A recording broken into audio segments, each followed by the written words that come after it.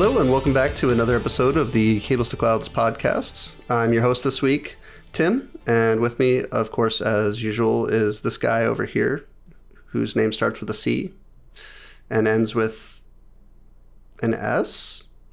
Yes, Dead actually, too. I'm right in both cases. Chris Miles. Yeah. I'm actually good. I'm actually good. Right. So yes, ends with an S. Chris Miles is here with me. And of course, we have a guest with us, Jason Gintert. Whose name you know, if you're at all involved with the U.S. Network User Group, you've probably already heard or know of. But please, for everybody else, if you don't mind, go ahead and introduce yourself, Jason. Welcome to the show.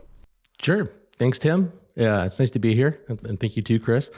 I'm Jason Gintert. I am one of the co-founders and a community organizer at the U.S. Networking User Association.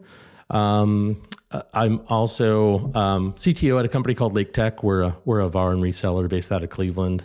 But I think today's topic, we're going to talk a little bit about maybe some of the things I've done in the past too. Like, so I've been a founder of a company. I've been a network engineer for 20 some years now, and been around the block. But super excited to get into. I really want to talk about USNUA and then also excited about the topic of just career progression, different paths that one might take. So thanks for having me today, guys. Super excited about it. Yeah, thanks. It's great to finally get you on there. We've tried to schedule Jason a few times, and there seems like there's always some force majeure that gets in the way. But we're happy that we can finally get him on. Actually, this is a great start. Let's talk a little bit about the USNUA, because I'm sure we have at least a few listeners that may not be aware of it, and they probably should. And hopefully they can get involved once they understand it. So yeah, tell us a little bit about USNUA. Yeah, happy to. So USNUA is it's a professional group for network engineering folk. So we started out in Ohio. I'm based in Cleveland, Ohio, and it started out as ONUG, the Ohio Networking User Group, and it was just some local regional guys. We decided to get together and start having these meetups because we saw VMware, the vMugs, we saw Linux user groups. There was all these different user groups, but there wasn't really a general networking one. There was vendor specific ones, like there's like Fuel for Palo Alto, and then there's Cisco user groups, but there wasn't like a general network engineering group. So we started in Cleveland, spread to Columbus, and then Cincinnati and Toledo. So eventually we were doing one event per quarter all around the state, and it started to gain steam, and then COVID happened. And during COVID, we started to try to do them virtually over Zoom, and it was all right, but we obviously we're really looking forward to it and longing to get back to the in-person events. So that's when we decided, well, hey, maybe we can recreate this, and we took time to think about. All right, well, we're going to get back to being in person someday. So when that happens, maybe what we can do is take what we've developed here in Ohio and start to chapterize it, or create a template that is recreatable that we could take to other places, because we did have interest from our adjacent states. So people in Indiana were like, hey, how do I do this? They end up coming to Ohio events, or people from Michigan, and they'd be like, hey, can I do this where I'm at too? And how do I do it? So we decided during COVID to really create what we called our enablement package to help with that. And then we started to actually build out an organization, an umbrella organization that could have these regional networking user groups all over the place. And we started here in this region, and it took us a little while to get our feet underneath us and really figure things out. But now we are at, I want to say 37 chapters or so that we're up to at this point. I could be wrong about that number. Actually, our coordinators probably know better than I do where we're at these days. They're the ones actually doing the work and quarterbacking these events. But so, and the way the events usually look is, the format they usually take is, there's a local organizer. So there's a person in that region who wants to get this kicked off. And we have them find kind of, their twin, their pair to, so they can kind of, we can have two people helping coordinate events. the best combos are like an account executive and a sales engineer, because you know what I mean? Like the engineers know like the good content and how to get the engineers out, but the account executives know how to throw an event. You know what I mean? Right. They know how to pick out a spot that's good and has good AV and good food and good beer. Beer is an important part of it. So, but the events usually run like happy hour. And so these folks in that region try to, identify a venue. The way that the night usually flows is, at least this is kind of our template for success, is usually have someone present on a technology. We try to make it an open technology. So a big thing about, the USNUA events is they're non-selling events. So you'll see that there's sponsors who will pay for them, but they're not going to show their products or their company. It's going to be about, hey, this is VXLAN and how it works. Or, we've actually done what we call the Great Debate, which is a debate about layer 2 leaf spine versus layer 3 leaf spine and EVP and VXLAN. And we did it complete with like podiums and a moderator, and like it was like a real like legit debate that we've done on election years, which was kind of fun. And then we had a presentation about like a large retail chain that actually built their own open source router that they deployed at 1,600 stores. Like it's just cool to have a variety of different presentations out there, and have people tell stories in the field. And then we kind of cap the night with like a panel discussion and build on that. So it'll be 4 people that we try to have a good mix, maybe someone from service provider, maybe someone from a VAR, maybe someone from enterprise. But, folks talk about their day-to-day lives and in network engineering, the problems they encounter and the things they're working on, the technologies they're excited about. And then that's generally how it looks. And I mentioned before that there's beer's definitely an important part. There's food as well, usually at these events, and our team does all the coordination. So we just really, we have the local organizer, find the spot, you make introductions to our team. Our team really runs with it, does the coordination, picks out the food, handles a lot of the back end work that really, makes, could make it difficult to run it on your own. We try to take as much of that off their plate as we can. I mean, obviously there's a few things that they are going to have to do, like scoping out the event spot, and we also send out like an event package where they got to set up certain things at the event. But so that's generally the idea behind these. I mean, we really just want to get the network engineering community together in person. And in region to get to know one another, and just a lot of great things happen at these events for sure. I've been to a number of them. So yeah, that's the USNUA in a nutshell. Yeah, I went to either 1 or 2 years ago. I don't remember now. I went to the one that was in Raleigh, and yeah, it exactly how you described it. Right. I actually ended up being a panelist on I forget what it was. We were talking about cloud something. I can't remember, or it was about AI. Actually, I think it was about AI at that time. Lots of them are about AI these days. Yeah. It was about AI and kind of how we use it for networking. But yeah, it was good though. It was a great event. Great chance to network without networking, if you will, with your fellow engineers. Learn a lot about people. Just because I mean, people don't realize how tight this community actually is. Like everybody really knows everybody. It's like not even 6 degrees from Kevin Bacon. It's like 2.5 if you're lucky. Right. So yeah, it's great. They're great events. So true. And I find no matter where I'm at, this happened, as a phenomenon I noticed a lot in our backyard. You'd go and you'd see someone, you're like, dude, I haven't seen you in like 10 years. Like, how the hell are you doing? And anywhere I go, I see that happen again and again, where these guys or people come together, they've either worked together or maybe, one was a customer, one was the vendor or whatever. But it's just like a reconnection of so many people, in these regional environments. So that's a cool aspect.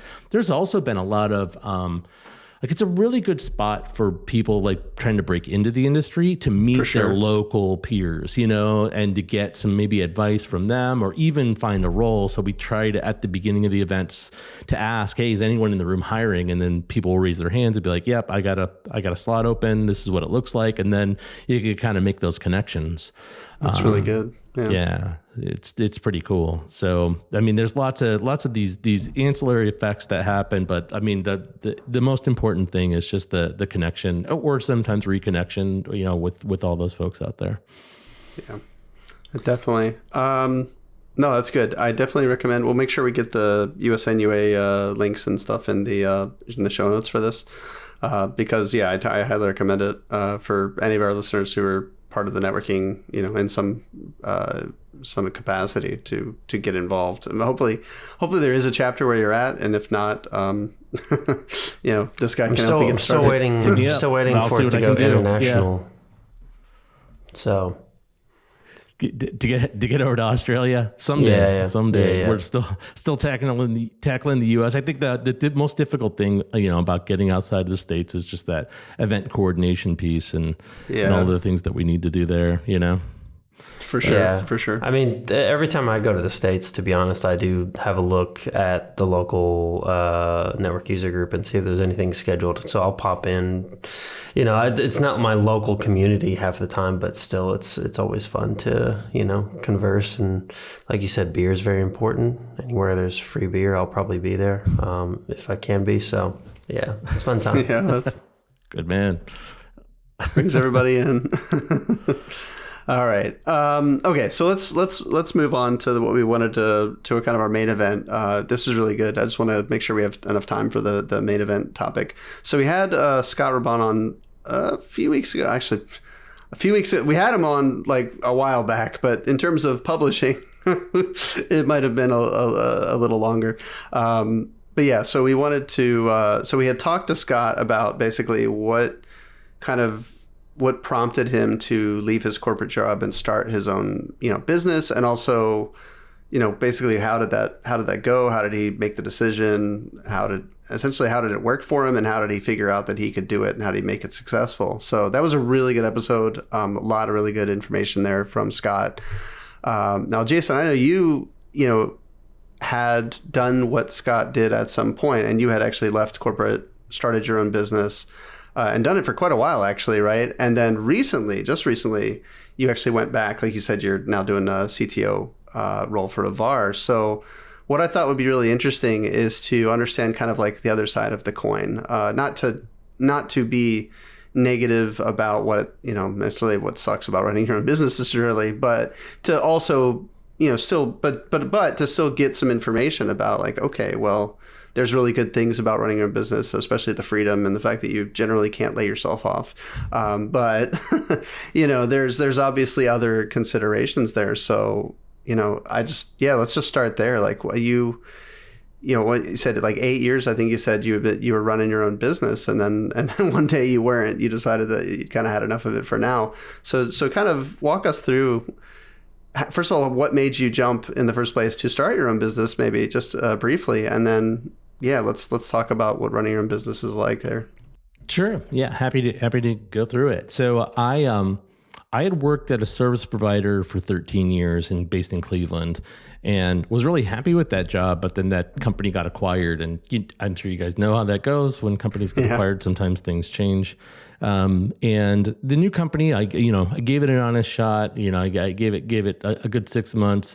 But during the time while I was there, I was kind of exploring what my options were. I had just turned 40, and I'd always thought about maybe starting my own thing. And then my friend, actually, who I've known, we've worked together. So the company we ended up co-founding together, that was like the fourth time we'd worked together. So he hired me at my first dial-up tech support job. And then I brought him over to a place. Then he brought me over to a place. And then, you know, we just kind of have stayed in touch, you know, forever. Networking. Yeah, exactly. Networking. But he's like, you know, I started telling him about this thing called SD-WAN. I'm like, man, I think that this is going to be a big deal. Like in 2015, we'd have lunch and I was talking about it. I'm like, I think like there's some people who thought it was a fad, and you know how it goes when that stuff's coming up. Like, it's tough to tell, like, is this real or not? And I used it, and I remember that I specifically used like Velo Cloud, and I remember, plugging in 2 circuits and unplugging like the main one, and it just like failing over, and I was like, I dropped like 1 ping. Like, I've never seen anything like this, it just kind of blew my mind.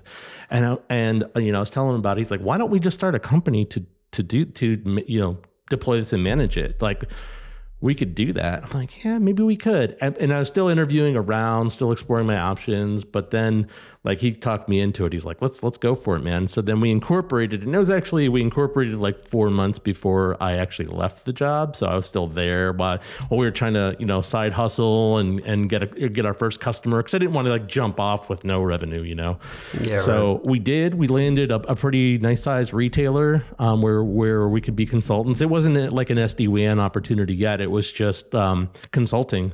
But then that was it. I mean, we were kind of off to the races. And then I put in my notice, and it was just the 2 of us at first. So, I mean, the way that it worked out, actually from the beginning till the end of the relationship, that I did all the engineering, sales, solutions architecture, all that stuff was all me. And then he was kind of back of house. So he dealt with all the billing and all that, all the stuff that basically I'm not good at, nor do I want to deal with it. But he was very good at it and liked it. So it was a good partnership. So, we started off in 2016, and I'm not going to lie, the first 2 years were kind of rough. I mean, it was like, making half of the money I did before, than I did in like 2015 and 2016, maybe got it up to, a little more than half in 2017, but it was tight. It was like, had to really tighten the belt at home and say, hey, there's certain things that we just can't afford while we're ramping up. Yeah. So that was definitely a difficult part of that.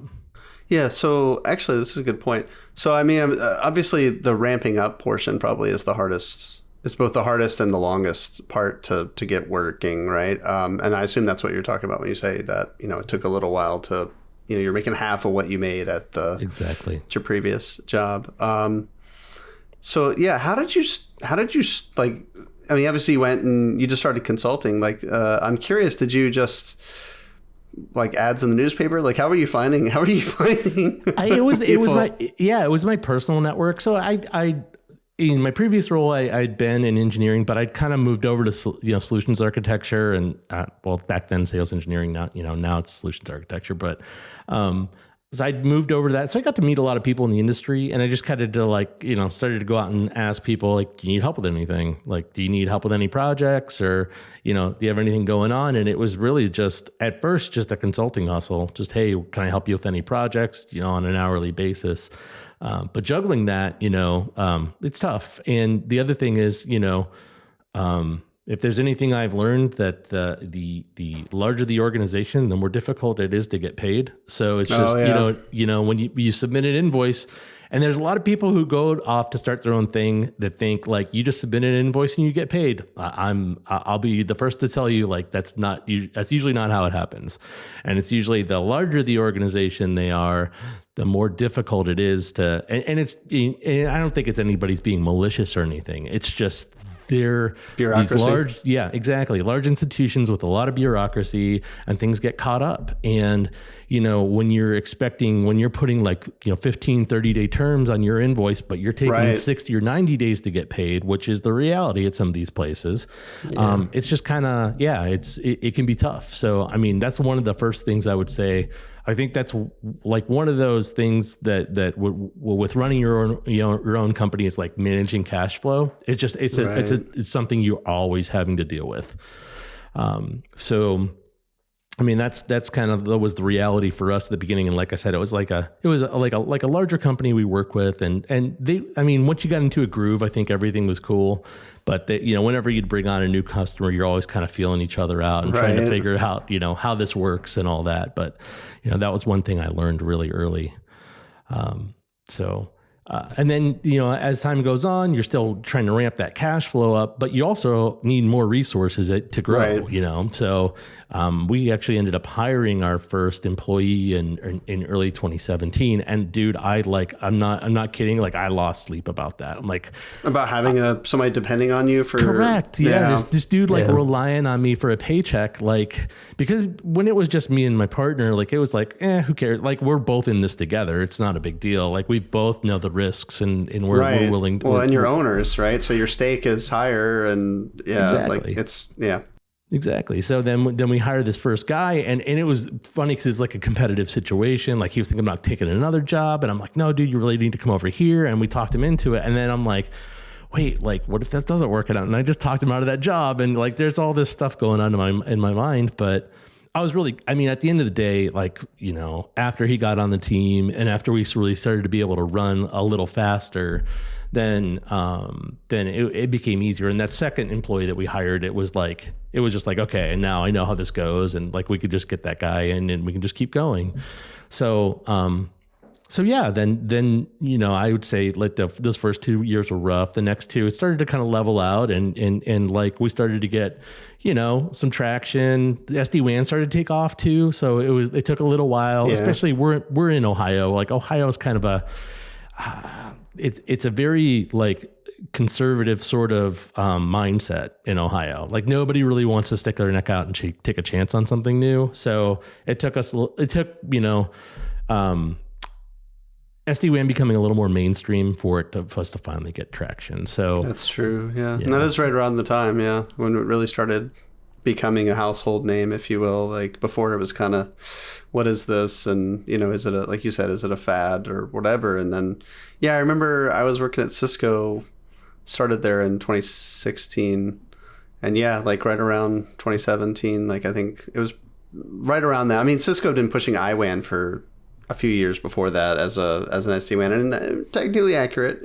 It's an SD-WAN, but although it's super complicated, right? It was because it was so freaking complicated that people weren't adopting it. I think, you remember the book that's 30 inches thick or whatever. So, but the truly commoditized solution as a solution, I think SD-WAN, right around that time really started taking off. Yeah, definitely did. Yeah, and we had we repped Velo,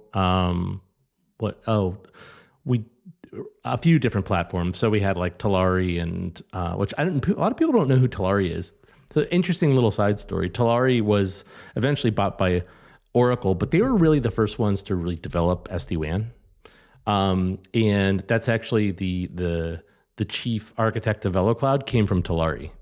Oh, interesting. So he kind of took what he learned, the difference, and just a kind of kind of a nerdy, you're aside, okay, on kind of how that came to be. Talari really the control plane was in the boxes, so you can only scale so far. They all kind of knew the state of the network, and then what VeloCloud Craig figured out and took to VeloCloud is if you decouple that control plane and you put it in the cloud, scales as big as you want. Yeah, that's right. And that's what he did. And then the cloud gateways and all the cool stuff that they did. So, it was VeloCloud was, I still feel like it's a really great product.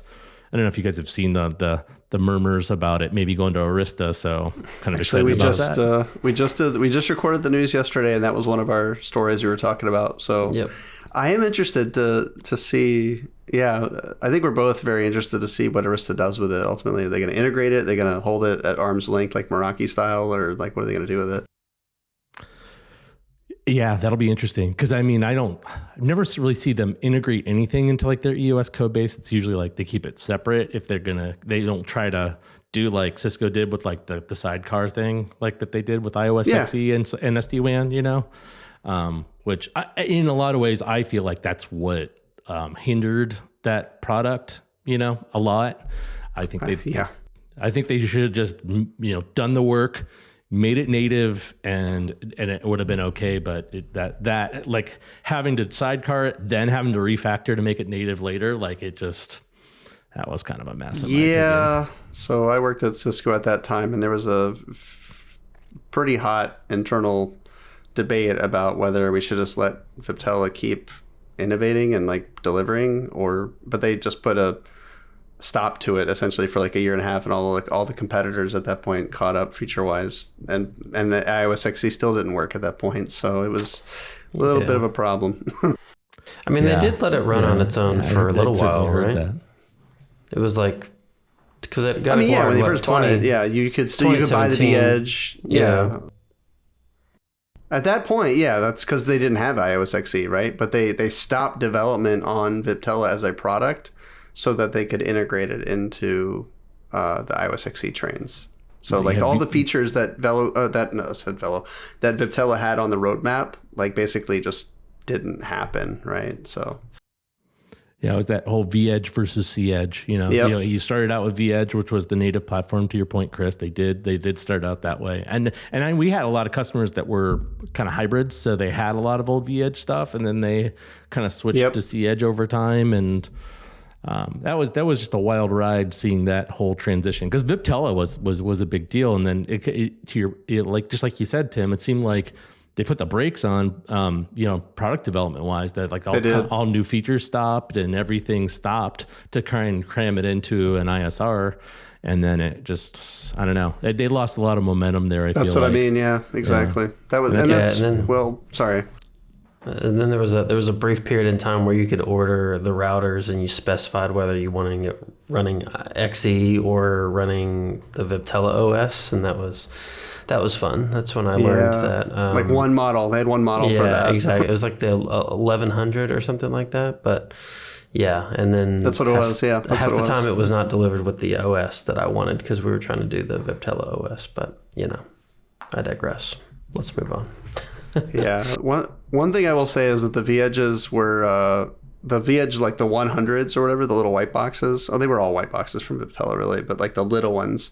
Their throughput was absolutely atrocious. Like that was one of the things that Cisco Cisco and I don't mean to make this like an SD-WAN episode. It's not, but in my opinion, Cisco should have kept selling Viptela while people wanted it and were using it and already invested in the hardware. But they should have also at the same time been trying to get it on the next generation of ISRs. So that I think would have worked better.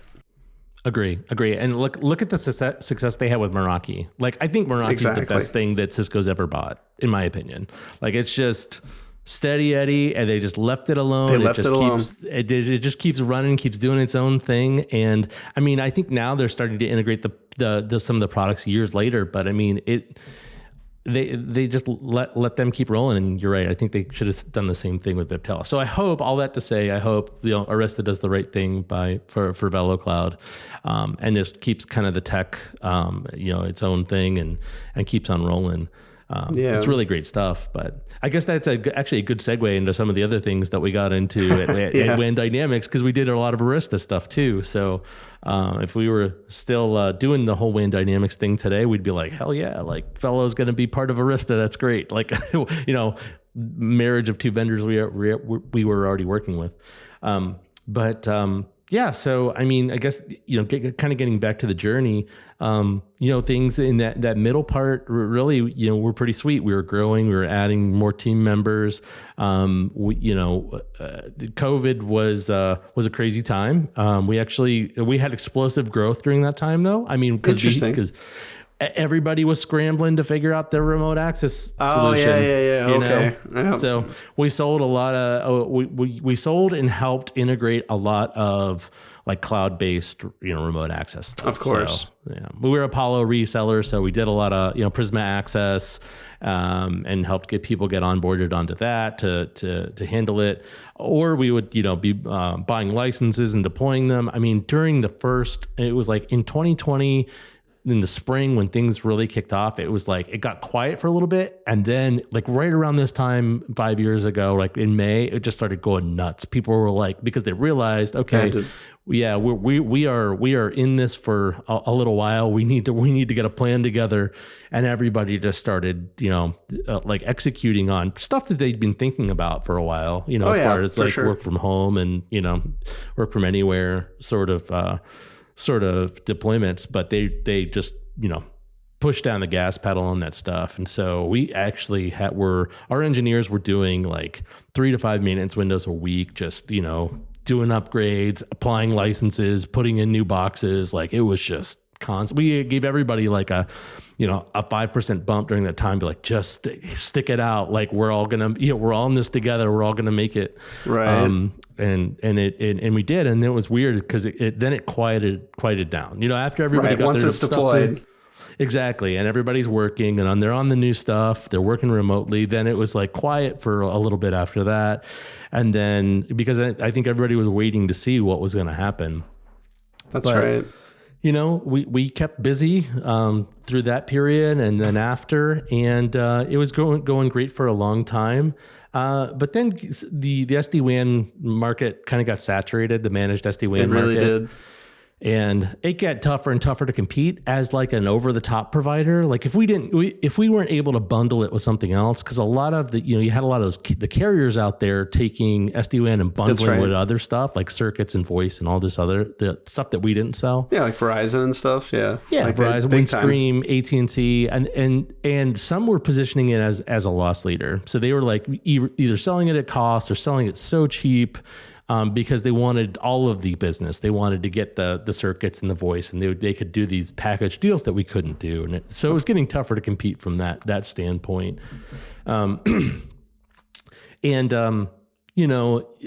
mentioned some of the challenges with growing a company, and then you also have to think about fueling that growth and borrowing money and all the stuff that comes with the day-to-day of running a business. And, I've been friends with my partner for a long time. I think we'll be friends for a long time to come. Like we've known each other since 1999, like 26 years of being friends. But there was a point where we started to disagree on how to go forward, It's tough. Yeah. We had, probably about 2 years ago, we started to look at the makeup of the business and go, well, in order to grow this, we're either going to have to, pour more money into it or make some changes. And, I think we differed on how that growth strategy was going to work. Like we just thought about it differently. And we decided to come together and come up with a plan, like to say, okay, like we're going to go forward with this plan. And if this doesn't work, then we'll have to figure something else out. Actually, at the time, I had started to become a little bit disenfranchised with the business too, and it was getting to be tough on me. It's a lot of stress, right?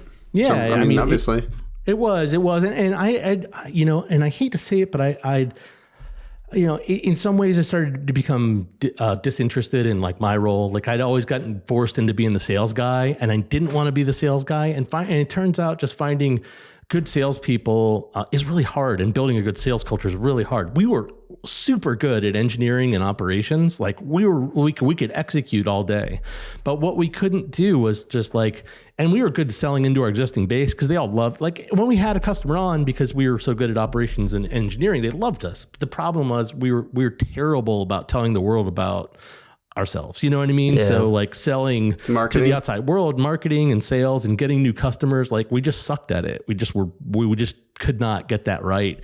And we kept trying new sales people and new sales strategies, and it always kept landing on me. And I'm like, and people would tell me like, hey, but you're great at sales. I'm like, but I don't want to do sales. I don't want to do makes sales a difference. All the time. Yeah. You know what I mean? It's like, I equated it to like, let's say you're like 7 foot tall and everyone's like, hey, you should play basketball. I'm like, yeah, but maybe not every person who's 7 foot tall wants to play basketball. You know what I mean?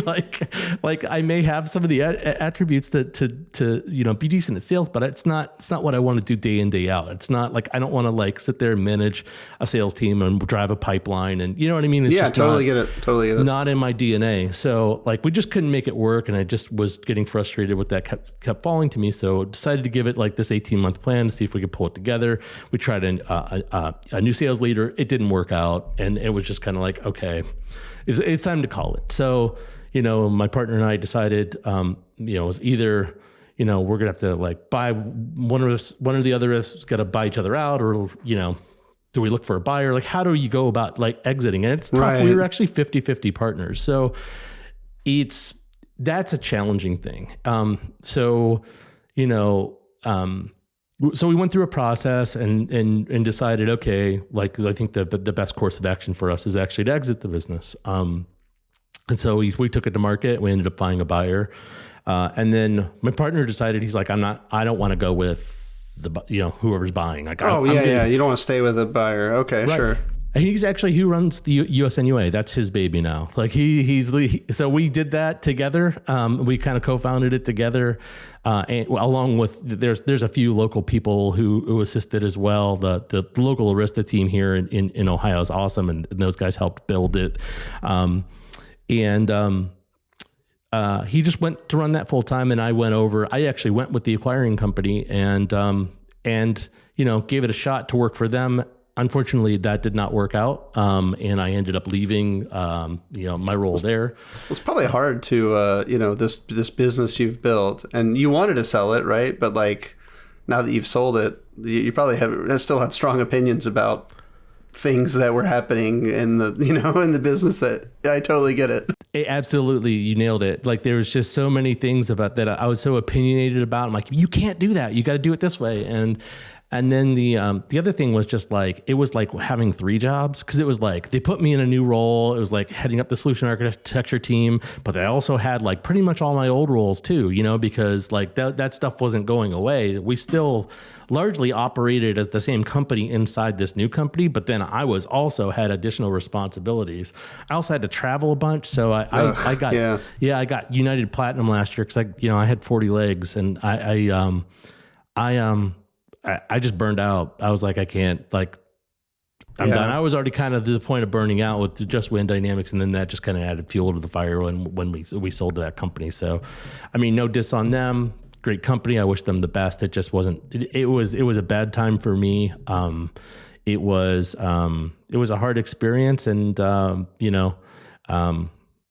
mean, no regrets about any of the decisions we made. But it was a tough time. So, I decided to take some time off. I took about 4 months off to really like the first 2 months, I really just decompressed. I didn't do anything. I just, it was in December. It was like right around the holidays. And I'm like, good timing. Yeah. Just hung out with family and decompressed. And really, I was barely on my laptop or doing anything during that time. Just really, really recovering from the previous year's experience. And then I just started to think about like, what's next? What do I want to do? Do I want to start something, or do I want to work for someone? And I weighed that for a long time. And I ended up, Bits in Flight is something I incorporated before. So it's actually an LLC that I have. And I thought to myself, I'm like, I could just take this LLC, create a company out of it, do some consulting, do, whatever I want with it, it might be a great option. But then I started to think about the early days of WAN Dynamics. Yeah. I started to think about the ramp and the building and the stress and the chasing bills and all that stuff. And this time it was just, I'm on my own. It's not like last time I had at least, a partner, and he could take some of the stuff that he was good at, and I could take some of the stuff I'd be at this time around. Granted, I've learned a lot, and I could probably do some of that stuff. But, and I suppose, if I even made enough, money at it, I could hire people to do some of these things. But, I don't know. When I thought about it, I was like, maybe I just want to get a job. Maybe I just want to, there's something to be said about, healthcare that just kind of comes as a benefit. Dude, yeah. And, because, like buying healthcare, not having an under employer, it's very expensive. It's extremely expensive in the US, at least. Yeah.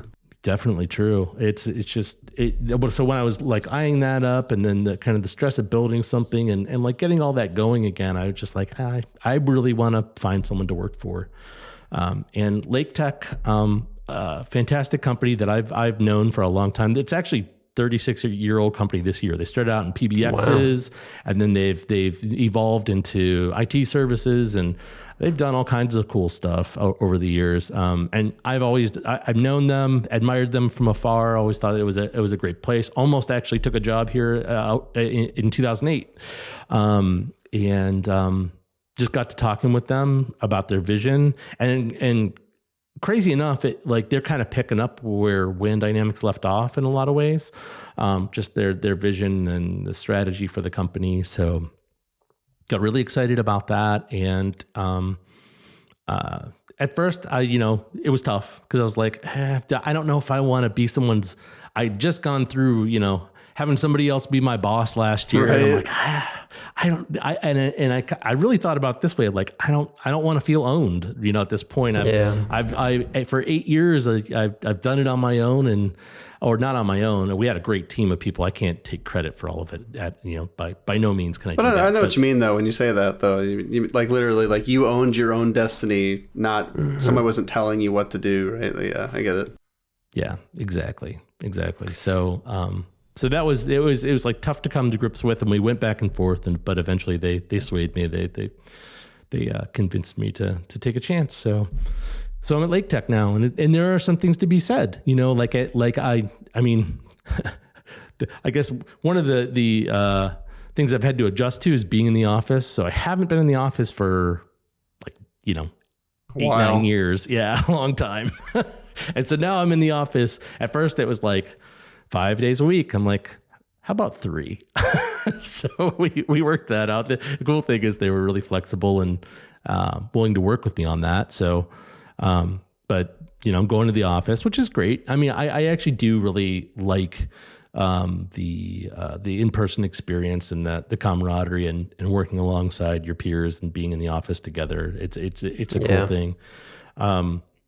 Yeah, there's definitely something to be said for it. It's something I'm doing with my recent job that I started, and it's nice. I've been remote for the last 9 years, so having the option of going into the office was not even there for me for a long time, but it's nice. I don't want to be back in 5 days a week, but it's nice to have the option. I am right there with you. Yeah. Like I said, I gave it a shot. I think that the first couple of weeks I was like, let's back this down a little bit. But I completely agree with you. There's something about nice to have the option in person. Yeah, exactly. It is. It really is. So it's been great. I really enjoy, working somewhere. Like my work day can end at 5. I don't have to deal with all the really tough decisions anymore. They don't really roll up to me. There's someone else who does that, and I can just focus on doing my job. So I got the CTO role, which is really the role I really wanted to have at WAN Dynamics, but just never really was allowed to. You know what I mean? There were just so many things that you get pulled into as an owner of a company or co-owner of a company that you just don't have a choice. You got to make a call. And some of those things were really hard to do. And it was usually around personnel or customers or it usually the toughest calls were related to people, and it was just things would happen and you'd be like, man, I don't want to make this decision, but I have to, whether it was lack of performance from a person, it wasn't working out, or somebody was going through something difficult in their personal life and you had to fill the hole from them being gone, but you sucked it up and did it, but it still sucked. There's just all those things that happen it's tough when the buck stops at you. And that was ultimately, and I guess not having some of that stuff, I can focus on the day-to-day gig and hopefully do a good job at the end of the day. Yeah, so we've kind of talked at length with you as well as with Scott about, kind of the difficult pieces about, before you go out on your own and start your own business, right? A lot of the planning that you have to do and things like that. Moving back into your quote unquote corporate job, was there anything else that you found difficult kind of going back into that role or into that kind of world of, having a boss and things like that? Or was it purely just a mindset shift to go back into that space? No, there was, I think that the thing that I struggle most with is though it's a relief not to have the final say, sometimes it sucks not having the final say about certain things. When you have a strong opinion about something, it's not your call anymore. So you have to, let loose of that. So I did struggle with that transition a little bit. There's been a couple of times where, I had to realize like this is not my call. It's theirs. It's ultimately it's their decision.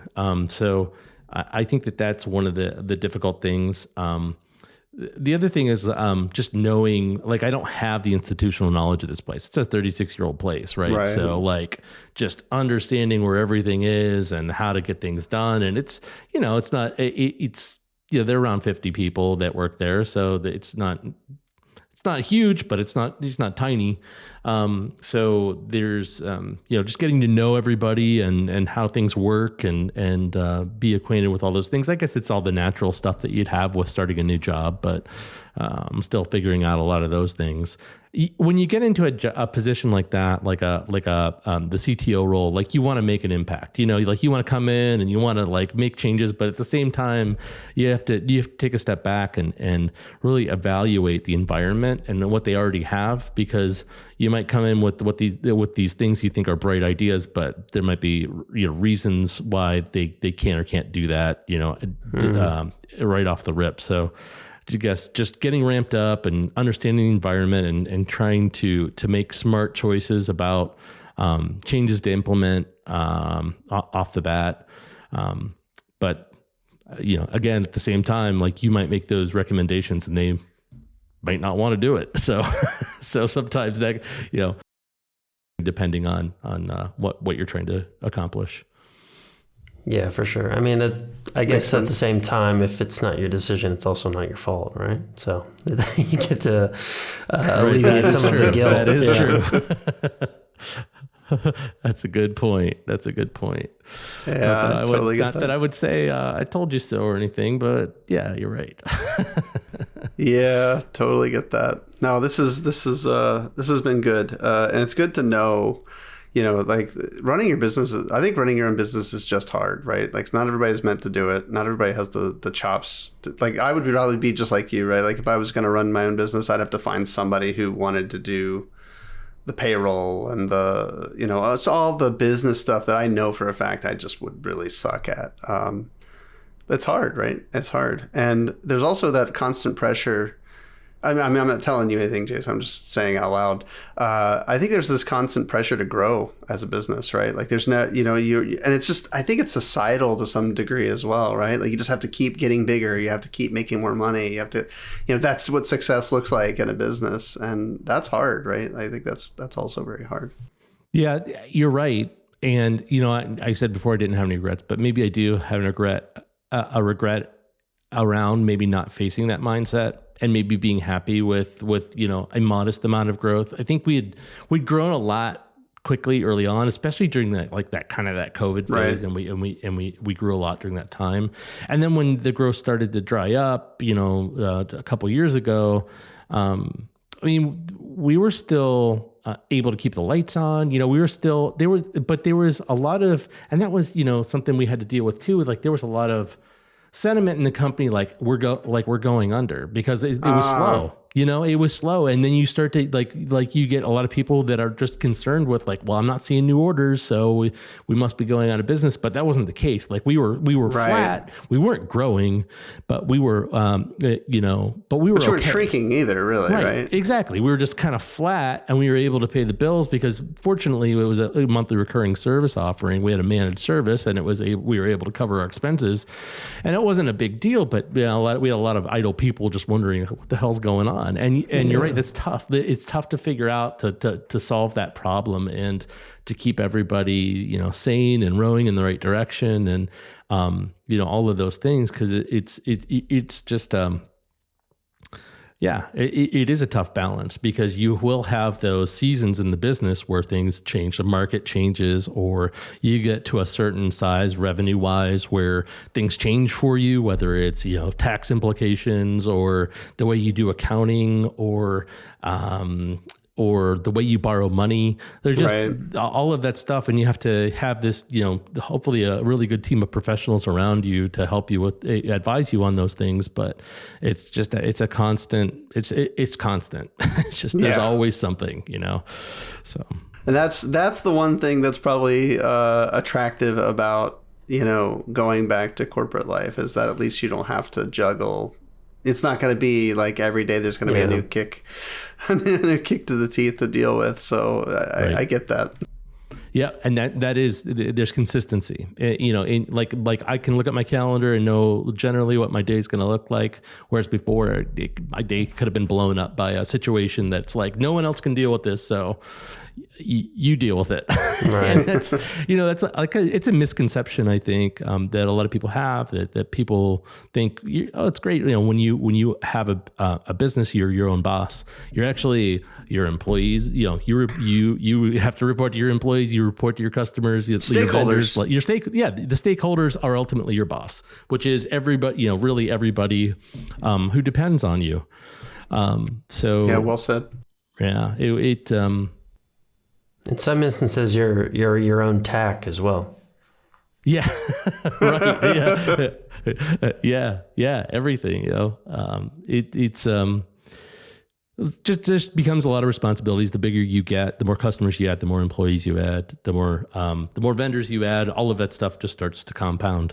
Yeah. So yeah, it certainly can be trying. I'm not saying it's not without its merits. It's really is nice to have a company that you earn a check from. If you're fortunate enough that there's extra profit, like you get dividends or S corp distributions. So those things are nice. You could probably get a company car, and there's all these nice things that come tax stuff and all that. Exactly, like tax write-offs for certain stuff. Like there's a lot of nice things to come with it, but there definitely are some trade-offs. So I don't want to make it seem like all doom and gloom, but you do have to have a thick skin. Like you're gonna go through some times where things suck, and you're just gonna have to suck it up and just get through it. And that's good. That's just part of it.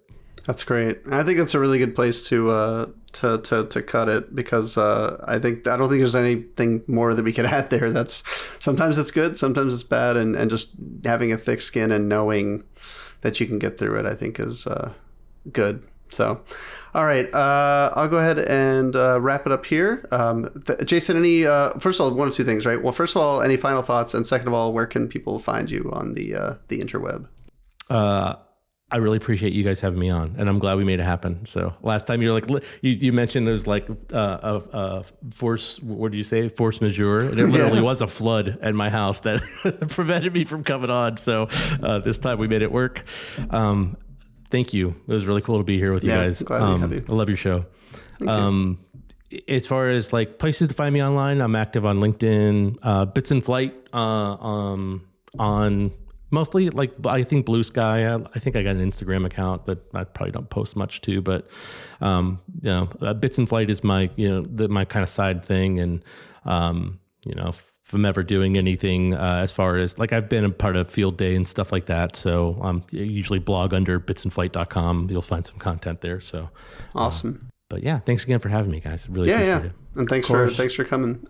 Anything, Chris, you want to leave us with? Any pearls of wisdom? I got nothing today, man. I'm fresh out. I don't have much wisdom any days, but he's usually today especially. So good at this. All right, fair enough. All right, well, thanks for everybody for tuning in. This has been, of course, another episode of the Cables to Clouds podcast. We'll see you next time.